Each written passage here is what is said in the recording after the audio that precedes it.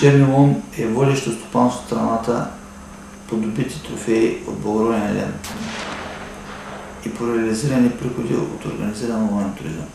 През изминалия сезон са добити 10 трофея от благороден елен, от които 3 над 12 кг и над 230 точки по СИС.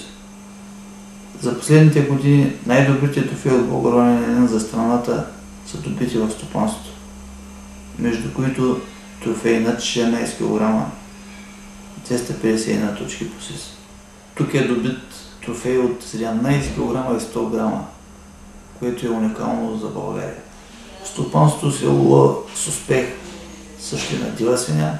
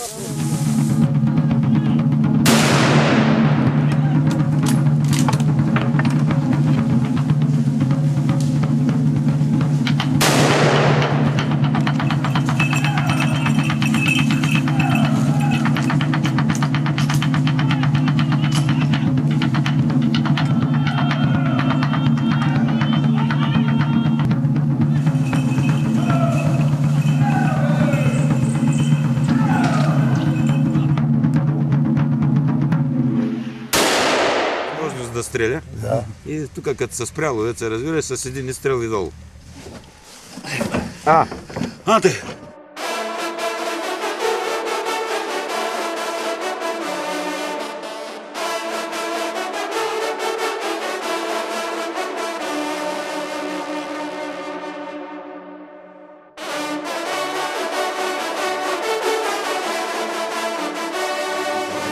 Добаве!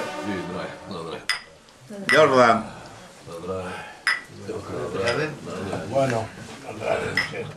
Това е Елен, отстрелян тази година, типичен представител на попската популация на благородния елен. Елен е 12 кг и 800 г тегло, 243,6 точки. Какво е характерно в случая?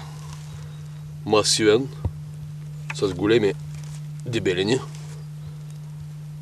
около 11 годишен елена, не е по-стар.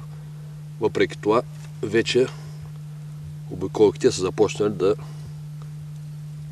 Маста на рогата е почнала да се задолу.